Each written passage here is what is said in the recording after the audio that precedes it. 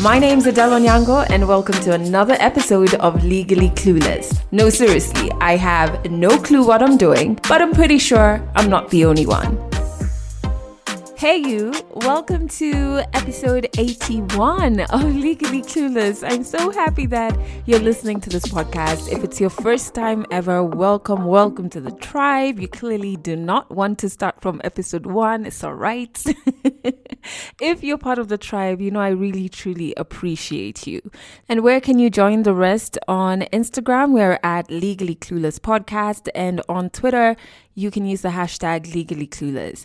But back to this episode, there's a very insightful, heart-wrenching story coming up. Listen to this. I started with Bible studies and slowly, then I gave my life to Christ. I looked at him like a Christian man. This man cannot lie. I mean, he's the youth leader in the church. I discovered I was 3 weeks pregnant. Immediately, I told him, I'm pregnant. It didn't even take him a minute before he said, Aki mama, yo itapidi tu toy. And I was like, what? He sent me some 12K. He told me to go and terminate it. So she said, you're going to keep that child and I'm going to talk to Bishop because this man will have to marry you. So he had promised me marriage if I got rid of the child. I got into postpartum depression because, sometimes I would look at my baby crying and screaming and I just felt like strangling her, or I would just feel like pinching her. September, I'm being called by my bishop and he says,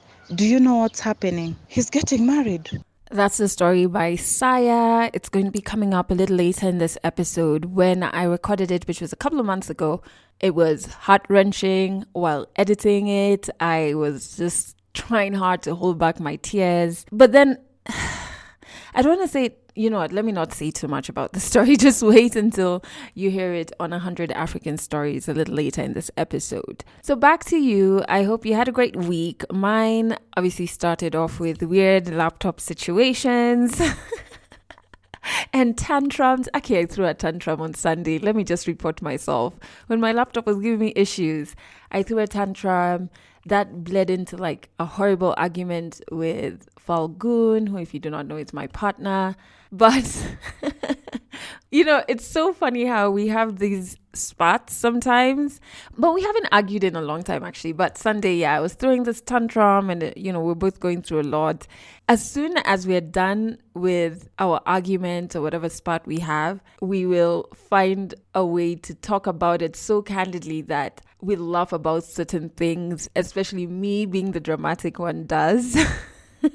During arguments, like once everything is cleared off and we have kind of like put measures in place to learn from the experience, he's just like, but anyway, you're a bit dramatic. Like, what was that when you did ABCD? So yeah, my week started off with that madness, but my laptop, I am happy to report back, has been fixed. Hopefully for good. After that, I really ended up having such a validating week where proposals that I'd sent months or weeks ago, certain companies who received some of these proposals that I was pitching, either campaigns or partnerships to, got back to me. Organizations from outside of the country were reaching out, especially because of this podcast, which is pretty validating because you can don't imagine, just listen to episode 1. When I was started this podcast, nilikuwa pabaya. I didn't know it would grow to be this beautiful space.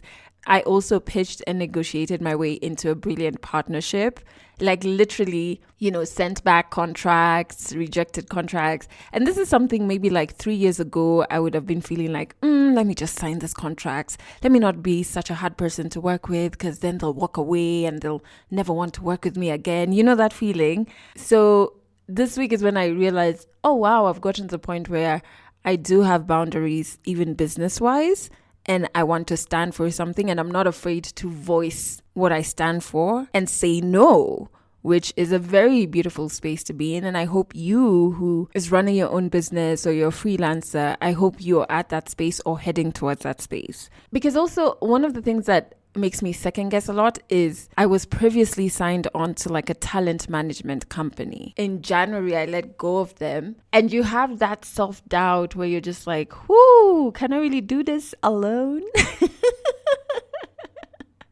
can I make it? Really? And another thing is that, especially when you're pursuing something that is on a road less traveled, especially in the creative industry, right?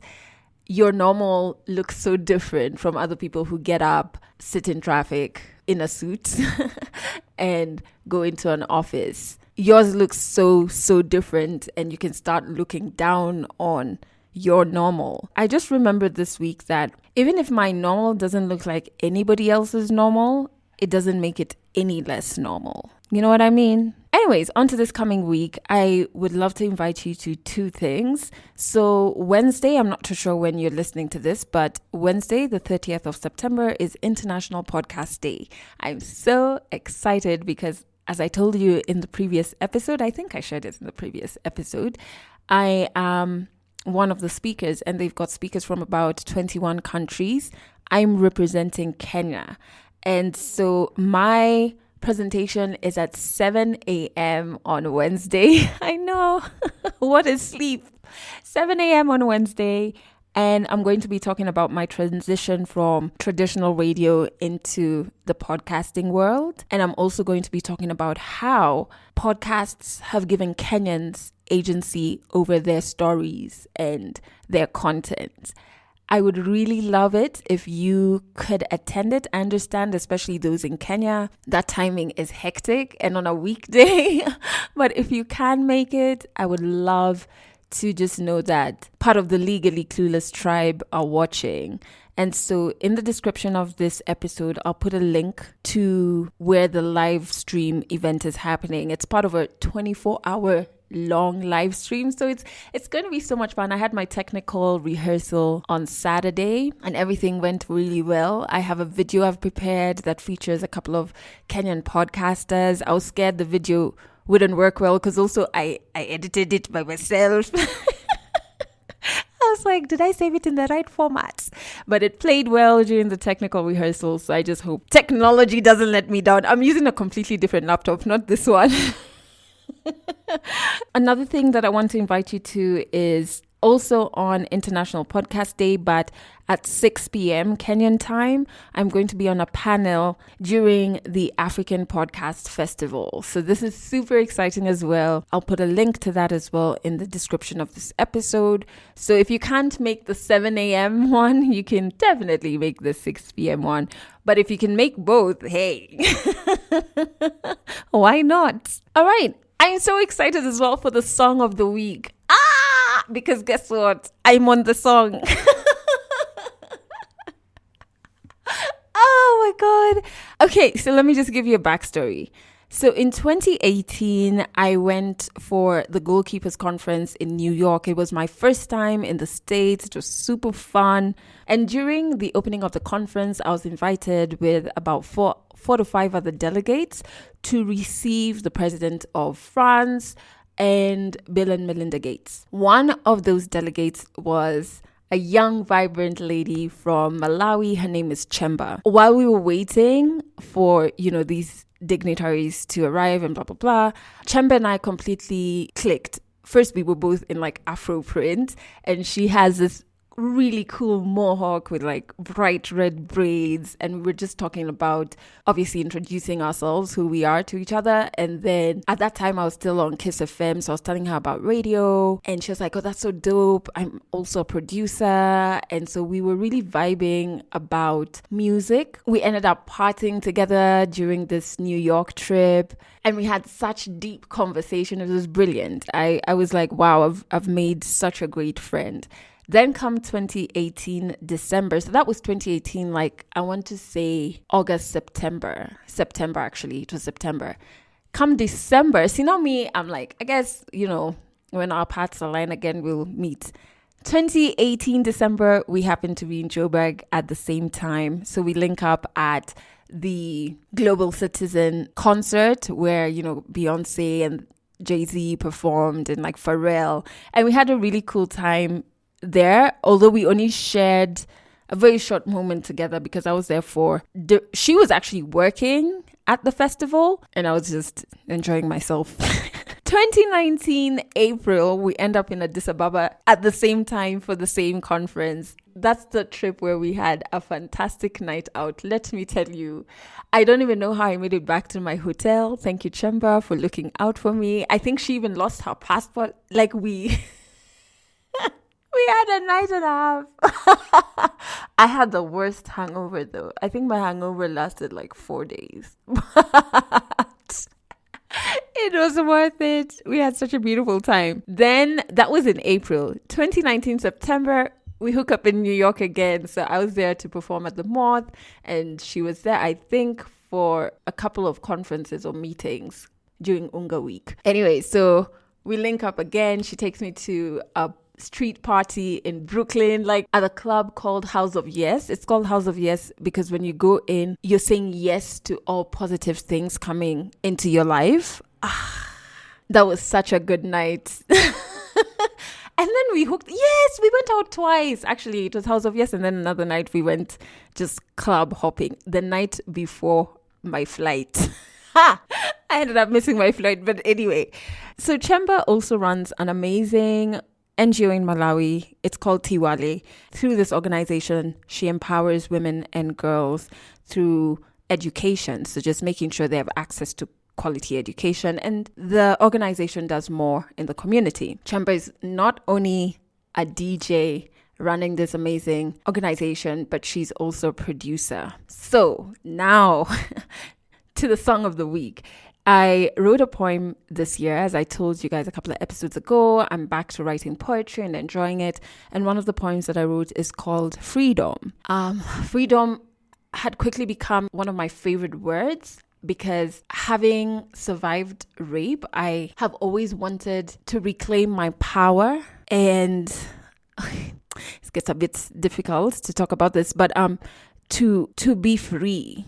And some days I make amazing progress. Some years I make amazing progress. And then there's some days where I feel like I've taken 10 steps back. So I'm constantly focused on the word freedom because I want to gift it to myself over and over. And the only way I can do that is by reclaiming my power, especially on a personal level, from that incident. And I was also writing it from, the police brutality space. I think those two things are what inspired Freedom, which I really shouldn't tell you because I love people interpreting my poetry however they want.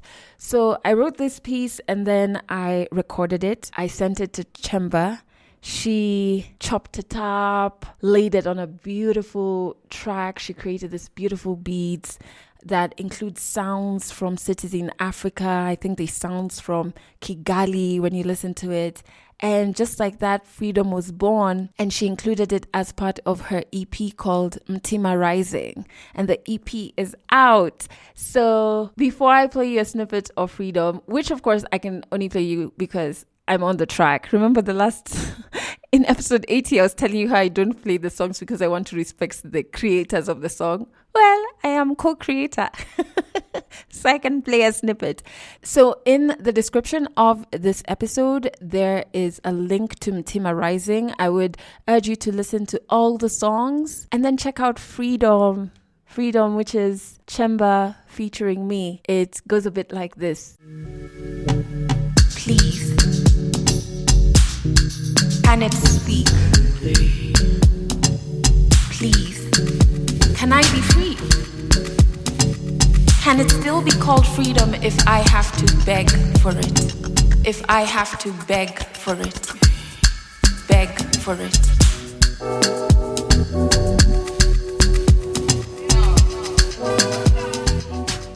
Every time I play it, I start screaming. I'm just like, oh my God! I can't believe we randomly just created something so beautiful. So check it out. The link to Mtima Rising, the EP, is in the description. Right now, though, I want us to jump into 100 African stories. 100 African stories on Legally Clueless. Stories from Africa. My name is Saya. I'm 27 and I'm from Kenya. I'm currently working in Nairobi. So I'll call myself, or rather myself, as an extrovert, because usually I'm up and down, happy, jovial, and all sorts of persons I have all sorts of personalities. So before I got saved, basically that was me. I was a party girl. Here, there, everywhere. Literally, I would love to, I was in Western, so I would even come all the way to just party in Nairobi and all that. Just having a good time. I was enjoying my 20s, I say. Because usually I would tell my friends in campus, let's go hang out. And they're like, no, no, no, you're too extreme. But I'm really glad I got to do all those things, because then lately I'm just like, I got to do all that. So yeah, I'm a little low compared to how I was previously. I was in Western region. So when I came to Nairobi, I had to go back to the church that I used to. I grew up in Nairobi, actually. So it's only education that took me to Western. When I was done with campus, I decided to come back to Nairobi. So the hustle and all, so I said, let me go back to my church. So there was this time we were in a women's conference. And I was saying, sometimes you're in church, everybody is praising, and you're like, what are these people doing? Because, you're not in the spirit world like they are. So you're like, someone is kneeling and crying, someone is there raising their hands, and you're just there folding your hands. And I'm like, so I saw this woman, it was a woman's conference, and I saw her, and she was saying, Lord, I love you. And she was really crying. So I'm like, okay, I really think I need that in my life, to a point where I can just raise my hands and say, God, I love you, and feel it deep in me. So I started with the Bible studies. I would wake up, go to church so early, do the Bible studies first, get to understand what although, yes, I had Christian parents. I grew up in a Christian family, but, getting saved is a personal decision. So I just needed to feel like, I'm in this world of Christianity, and not just as a name, but as a way of worship, as a way of thanksgiving and all that. So I started with Bible studies, and slowly by slowly, then I gave my life to Christ. I started feeling, this is where I belong, and it was the best feeling ever. This is the funny part about my baby daddy. I have known him since we were small kids. He is not a stranger that I met on the road. He's someone I grew up with. So what happens is when my mom got transferred to Western region, we also had to go, the way kids go with the mom. So I had to go with my mom and my siblings. We had to go to Western. Then when I came back, then I meet him again. But now we are grown-up adults. Although I didn't go when I was little, very young. I went when I was in my adult life, because I did my high school, and then I came back to Nairobi, and then again I joined. I preferred being in Western near my mom. So he's someone I've seen grow. He's someone who has seen me grow. So we're in church, and yeah, we've been worshiping together. So it started off I noticed when he was in church, he loved having those, when someone has glances at you. He kept looking at me most of the time when we were in church. I never took it personally. I was like, maybe I was just checking something and our eyes met. So one day he invites me out for lunch. I was so excited. By that time, I was looking at it as a brotherly aspect, not dating aspect, brotherly aspect, because we used to call each other brother, like the way hey, ndugu, and all that. So it's, hey, ndugu, kuja. And so he invites me out. We go have it was actually some lunch. And then we come over to my house and we talk. And he would even, when we were eating, he kept telling me, I've been looking at you for a long time. I've been wanting to tell you that I like you. I've been wanting to tell you that you're beautiful and all that. So one thing led to another, because by then he had just been retrenched from work. So he didn't have a job. So he was doing here and there. So we would really talk about how I'm going to, he would ask me where you work, can I give you my CV? And I was like, yeah, sure. Where you are, can you drop me this CV? And I'm like, sure. So it just began like that. And soon we got very close to each other. Then we started doing sleepovers here, there. After church, I would go to his place, cook for him. He would also come. He got a small job around where I am. So he would, jioni angekuja, we go like to my place.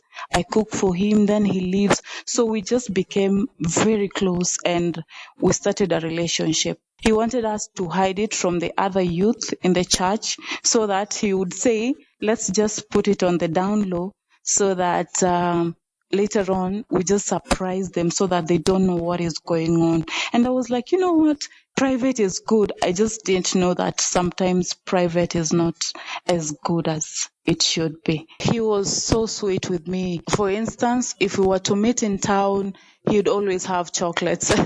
If you know those little things that a man does, he was very keen at little things and little love, which was so sweet. So like he would come over, he has something on his hands, he brings me. After church, he'd go like, let's go, let me go make you a smoothie. So we'd go, he'd make me a smoothie and stuff. Like, he was so sweet. Sometimes I would wake up in the morning and he's there, hi, I love you.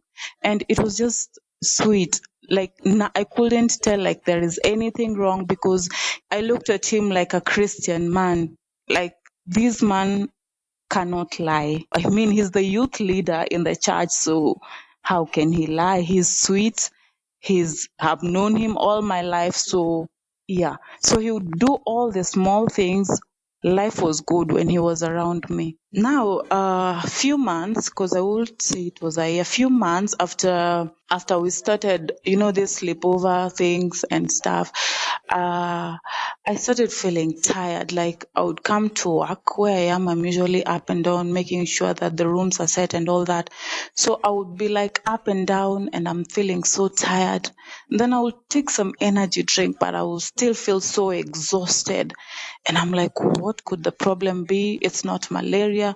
And then I started having some serious back pain. Like I could literally just lift a leg and scream. I got curious, a little bit curious, because then when I checked my calendar, I had missed my cycles. But I'm like, no, I have irregular cycles, so it's nothing serious. That time I was talking to him and I'm like, by the way, I've missed my cycle, so I don't know what's happening, but it's nothing serious.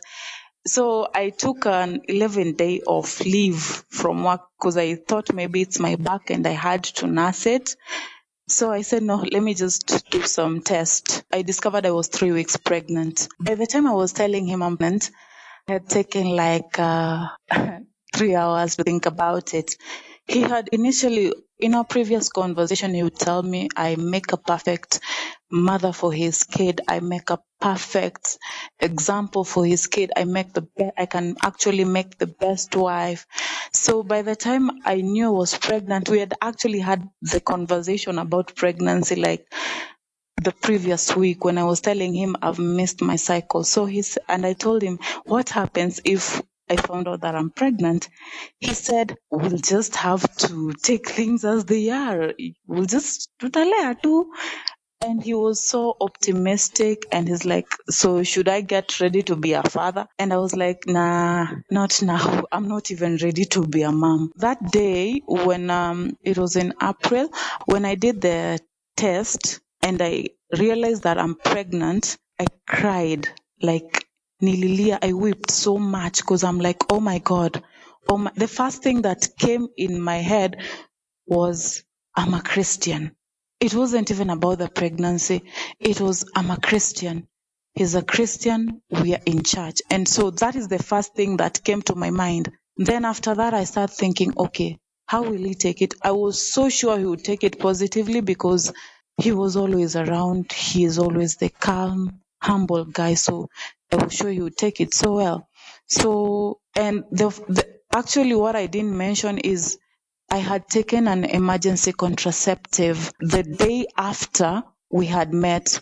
So I'm like, well, how am I pregnant when I had taken an emergency contraceptive?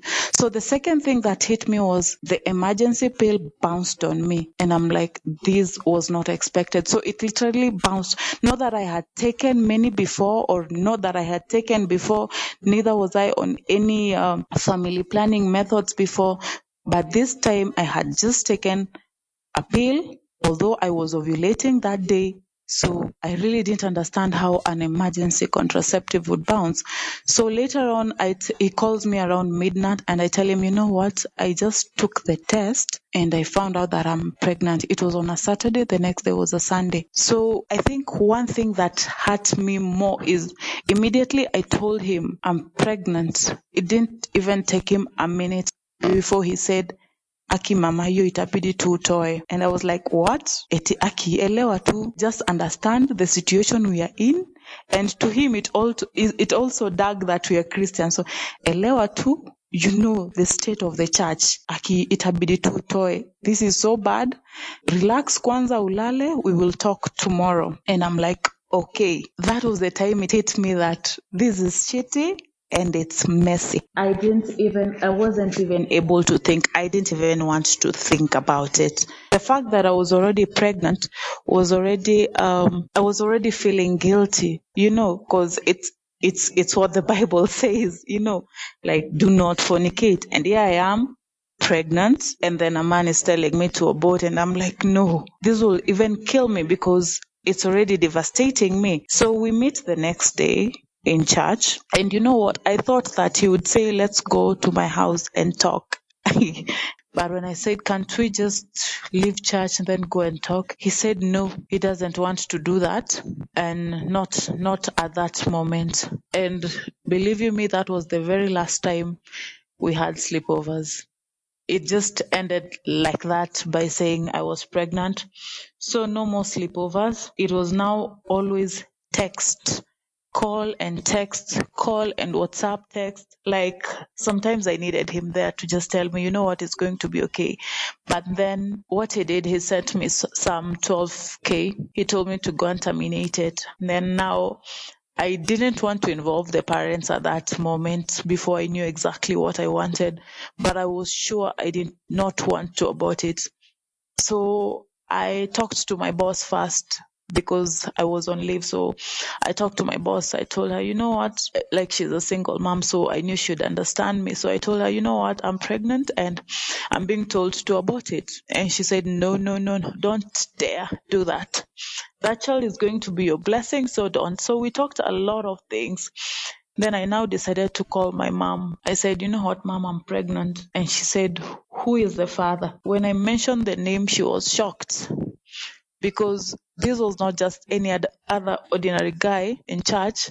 He was my pastor's son. So my mom was shocked and hung up on me. I knew now it's over, like she's done with me. So I knew she wasn't going to talk to me again after that call drop. Then she called me later on. She talked to me. For my mom, she didn't take it well at all, at all. Considering I am the firstborn, she had expectations that, she's struggled so much to get me to school, to the university level, and then she was expecting a wedding and all sorts of things. All African parents expect that. And then here I am telling her that, you know what, mom, I'm pregnant even before I got married. So she didn't take it well at all. But then she called me later on. She was like, so who's the father? I said, let me call him like Prado. It's Prado's. And my mom is like, which one? So when I mentioned the father's name, my mom is like, no way. No way. And then she hung up again. And then she called again. So she said, so what is he saying? I said, he's telling me to abort it. He's even sent me money, 12,000 shillings. And he's saying that I should get rid of the pregnancy. So she said, that is so wrong. That is so wrong. Is he a Christian? And then, now she starts scolding me and all. She scolds me, tells me how she's been telling me to keep off men who are not ready for marriage and all that. And she said so many things that I started just crying because I knew now you have messed up. So I said, it's okay. She talked to me later on. Then she reminded me, my mom is the only child. So she reminded me about her mother, that she only had her. So if any chance I was thinking of removing it, so these were her exact word, you're going to have to keep that child. Whatever may come, we will take care of that child. Because I don't want you seeing your friends having kids in the next few years, and then you start crying to me, Mom, why did you make me get rid of that pregnancy? So she said, you're going to keep that child, and I'm going to talk to Bishop because this man will have to marry you. So I'm like, Mom, you don't have to do that. But it was like a long discussion with my mom about this until we just finally came to a conclusion that whatever comes may. My mom finally speaks to the bishop. Remember, there's the bishop and then there is the pastor. Now the bishop is the head. Then now it becomes a whole issue because now we have to, bishop calls us, we have to sit down, we have to talk with bishop. So bishop came to me first. I explained to him that, you know what, this thing has been happening and I got pregnant. I took an emergency contraceptive, but it did not work, so I got pregnant. Him, on the other hand, he went and said it was a mistake. It was a one-time thing that should not have happened, and he did not like the fact that it happened, but because it has happened.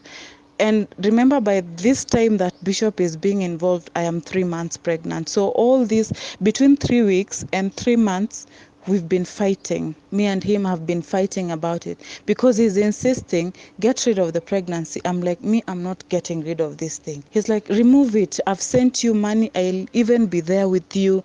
And I'm like, me, I'm not getting rid of this child. So that is what made us separate now. By the time he was telling me this, remember I told you I called him and within a minute he had already told me to get rid of it. He said, why don't you get rid of it? And then we can go to Mombasa for a weekend, have fun near the waters, then come back, agree on how we're going to get married. So he had promised me marriage if I got rid of the child. But now because I did not do it, it now just became a whole issue once again. So by the time I was 3 months pregnant, he decided to get together back to the ex-girlfriend. I think it was his way of frustrating me so that even still after now the tummy is now growing, he still wanted me to get rid of it. Like I feel like he just wanted to devastate me until I get rid of it. So I'm 3 months pregnant. He gets back with the ex-girlfriend and they start living together. And then there's this day I called him, he didn't pick. The next day I called him, he didn't pick. And then there's this Saturday I called him and the lady picked. And then she said, why are you calling my fiance? Don't you know we are getting married? I want you to leave. Why? Stop disturbing him. I want you to leave. And I didn't even tell her I was pregnant. I just listened to her. I just kept quiet and listened. She's like, like when someone is saying, sorry, I got emotional, kidogo. Like, leave him alone. He's mine. He's my fiance. I didn't understand the term fiance then because I'm like, I only asked her, fiance, you two are married or are getting married? She said, yes, we're getting married. So I hung up. Can you imagine? He called me and said he had diverted calls to her phone some time back. So when he reset his phone, all the calls that were coming were going straight to her. Mark you, they were in the same house, living there. And here I was alone, 3 months, pregnant and counting. So I knew that now I had to start surviving. When I was 7 months pregnant, he promised that he was never going to make me go through such pain, and he apologized for everything he had done, and he said he was going to make it better. So, being a woman who just needed to have a child with a complete family and probably the man that was there back, I agreed to it. 7 months, 8 months, all I can say, since I got pregnant, he only slept at my place once. Remember, before I got pregnant, it would be like I would have in a week we'd have like 2 or 3 sleepovers. But then since I got pregnant, I'm now 7 months pregnant. I've only had to sleep close to him once. He promised that he was going to change. So 7, 8, 9 months, I gave birth. And the best part about that is that he had only gotten a job 2 days before I gave birth. So I was happy, excited that, wow, finally he's got a job, he's going to take care of us. We stay a while, we're still together. He's sweet talking me, calling me when I have the baby. I went through a C-section. So I know he's there taking care of me and the baby. He's not there fully because he still lives at his place, me at my place, but he would still come like twice a week with a little bit of shopping. But Even actually, when I give birth, I had to take care of the bills alone. But I told him he should look for something small, at least so that I could pay my rent, which he did. The baby is born the first month. I'm the one who takes her to the clinic. You know, those injections, like the baby has to cry the whole night. And then you go the second month, injection. So I'm just there alone because he didn't come. Like, or even tell us, you know what, you guys need to be here. Like, if we could just stay there together, because we were all in Nairobi. Like, after the hospital, he could say, come, he could help me take care of the child, but he wasn't there. And funny enough, I didn't mind because he was coming after every 2 weeks. But then the sleepless nights when the baby wake up, you have to change the diapers, you're alone. So my mom sent a house help so that she could help me with a few stuff like washing and all that. So I got into postpartum depression because, you know, sometimes I would look at my baby crying and screaming, and I just felt like strangling her, or I would just feel like pinching her. So I would just leave her on the bed crying. Then I'd go sit inside the toilet and just sit in the washroom waiting for her to stop crying. And my wound would hurt. But you know what? I'm a woman. They say, you're strong, you can do this, but you're hurting. And then my DM would come pick the baby, soothe her to sleep, then put her back on the bed.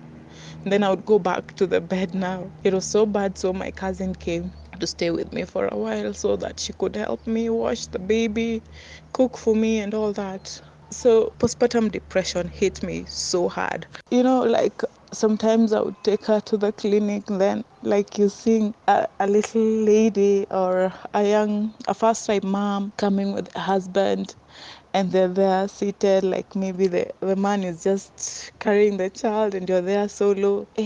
Wewe uko hapo, you're just there alone with your bag waiting to see the doctors or nurse. That thing used to hit me so hard because I'm like, oh, I wish I had that. It was always, I wish I had that. So I said, maybe I'm the one who's not inviting him well, because I used to tell him, like, yeah, next week I'm going to the clinic. So one day I told him, actually, we completely broke up in July, because one day I told him, you know what, I think you should really come. We take the child for her injection. He said, okay, fine, I will come. We're there seated waiting for him to come. It was on a Saturday.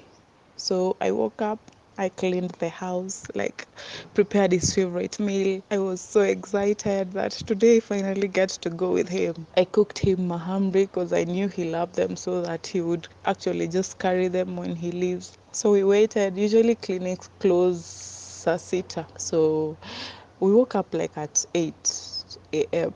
So we knew by 9 he would be there. So 9, nowhere. 10, nowhere. 11, I text him, are you still coming? Yeah, I'll be coming. 12, my God. So 12, clinics are closed. But I'm still happy because he's coming. He said he's coming. So I wait. Saa saba, saa nane, saa tisa. He is nowhere to be seen. Sakumi, not even an apology that he won't make it. So that day, my baby didn't get her injection. Then I texted him. I said, whoa, you didn't even say you're not coming. Then he said, I was busy. This is something he used to do. He would say he's coming on a weekend, and then he would later on not show up. I used to make all these sort of excuses for him. Oh, he's busy today, or he's getting some money, or because according to him, he was busy getting some extra cash for the child. We ended things in July, because after that episode, when I called him and told him, you know, if this is what you've decided you want to do, then why don't you just go? Why don't you just call? Why don't we just call Bishop and tell Bishop that this thing is not working? And you know, I thought he would say like, let's sit down and talk. But he said, Sawa, fine, because I'm not doing this anymore. So I'm like, okay, what have I done? But I said, fine, you know, because we were both, I was so angry Cause how do you keep me waiting? You to come tupeleke mtoto apewe chanjo and you're not there and you even can't apologize. And it's not like it's the first time you're doing it. You always say you'd be coming and you're not coming. So wacha ikae. And he was like, sawa. So I thought maybe it's a joke, but he called Bishop immediately. So that was in July. August, he still comes and visits. It's like we've cleared things. Remember, since my child was born, the mother, his mom, has never ever carried my child. In fact, what happened, the dad told my dad to come and tell me that I should not expect anything from them. I never understood like why they were so cold with me, only to come and find out later on that he told them, including the friends that we had in common, that I got pregnant so that he could marry me. He went and said, he just slandered my name. He said that I used to take myself to him. And I was like, what is this? So at first I really just wanted to clear my name. So if it meant taking screenshots of the time he was telling me he loved me and sending it to the friends, of the time he invited me for a date the first time and sending it to friends so that I see this is the guy who first had interest in me. I did that to like 3 of our friends. Then later on, I'm like, you know what, you guys, you believed him. So whatever it is you believed, fine. September, I'm being called by my bishop. And he says, do you know what's happening? I'm like, I have no idea what is happening. He says, he's getting married. I was in shock for 3 good days. I didn't eat, I didn't speak, and I didn't cry. So, when I was pregnant, I kept kneeling, I kept praying because I had known Christ. Now, I just kept going on my knees and praying. I would pray, I would cry and pray and ask God to mend his heart so that he just comes back and realizes his mistakes. At least that's what we are taught. And also getting pregnant didn't mean that we had to sit together and get married, but it meant that he had to be there, support me and the child that was coming. Now, this is very clear that this person, when you thought he's there, he has not been there. And Makyu, he's not marrying the ex that he had gone back to. It's totally a different lady. I was so shocked, or is it shook? I was so shook that I didn't know what to do. But by the time their white wedding was happening, I was in severe depression. You'd literally, when I knew I was depressed is when, like, I looked at the way I was dressing.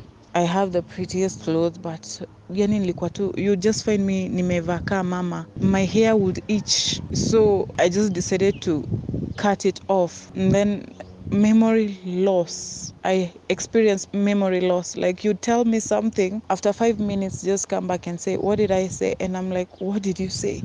It was so bad that I almost lost my job, because then my boss thought, maybe I'm not taking things seriously. I would come to work and my mind would not be there at all. I never had a negative attitude towards my baby, because now she was all I have. But I could just then sit down and remember the time I had postpartum depression, because what would happen is I would call my mom and ask her, Mom, just come and take this child, even if it means I'd have to give you the whole of my salary, because I really didn't want to look at her then. But right now, it's clear things have gone sideways. She's all I have. So I'd go home and hug her so tight, play with her, sing with her songs. But deep down, I was hurting. But one of the greatest things I like about myself is that I never cried in front of my child. I'd rather go in church after work, pray and cry all day, and then go back to the house a happy lady.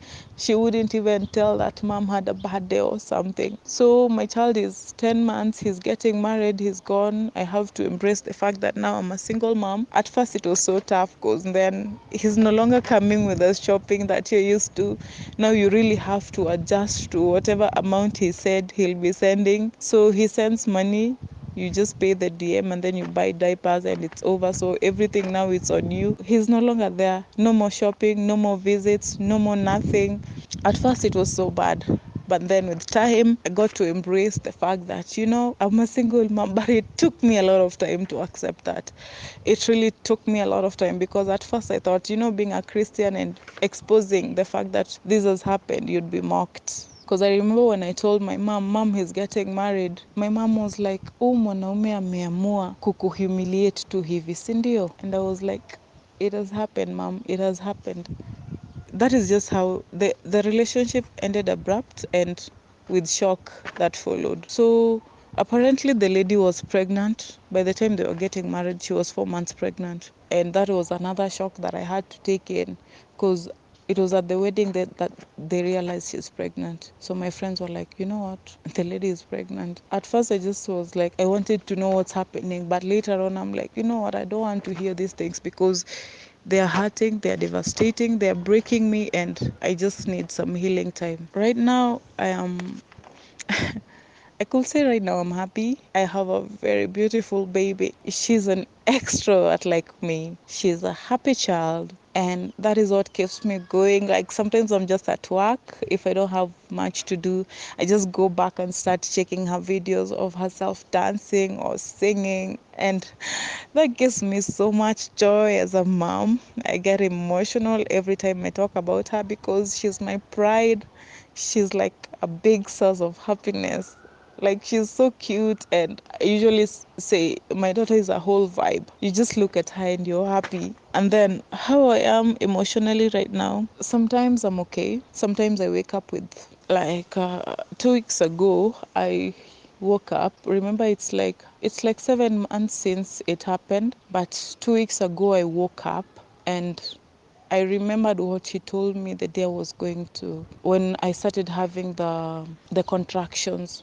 So I called him that night, and I told him, just tell me you love me like you used to. And he tells me, nini nakuanga shida yako, ebu lala, because I wanted to tell him, you know what, my contractions are coming, but just tell me you love me, because I don't know what's going to happen.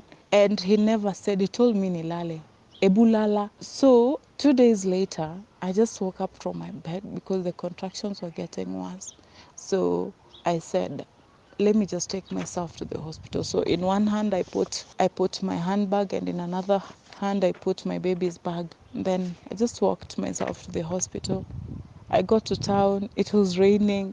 I didn't care about the rain, because I had all sorts of emotions in my head. Like, okay, so he said he promised he'd be there, and he just talked to me like this, and now he's not there, and all those things. But then, like, once in a while I remember his presence. Once in a while I remember his promises.